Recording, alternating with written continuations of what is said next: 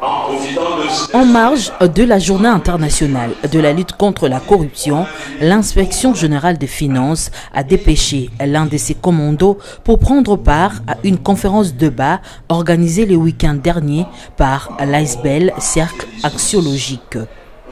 Cette matinée d'échange scientifique avait pour but de conscientiser la jeunesse, les gestionnaires des entreprises publiques ainsi que la population sur les maux qui freinent le développement du pays.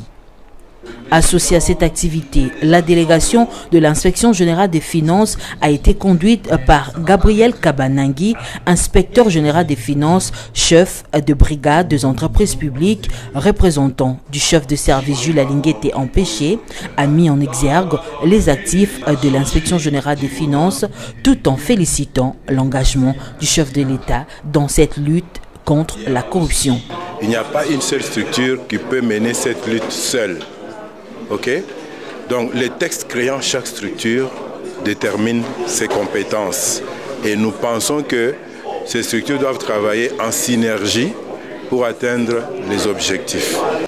Pour les coordonnateurs du cercle axiologique, Olivier Sambaye, il y a des efforts qui sont fournis par l'Inspection générale des finances et les autres structures qui militent dans le même sens. Il y a quelques efforts qui sont en train d'être fournis pour réveiller la société au travers de l'IGF, au travers de la PLC, et cela c'est fait par la vision du chef de l'État.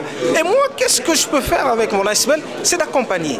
C'est la raison pour laquelle la stratégie, en tant qu'ASBEL, qui lutte contre les antivaleurs, qui milite pour l'instauration des valeurs, a envie d'offrir à la société des personnes vertueuses. Et nous allons procéder par une série de conférences pour sensibiliser davantage. Et conférences par nous-mêmes, ça n'aura pas un écho très positif. Il va falloir qu'il y ait des intervenants dans la gestion de la chose publique qui sont avisés, qui sont transformés déjà eux-mêmes, et leur discours vont faire en sorte que ceux qui vont suivre sont s'y transformer. Cette activité a réuni autour d'une table l'Inspection générale des finances, la PLC et les scientifiques.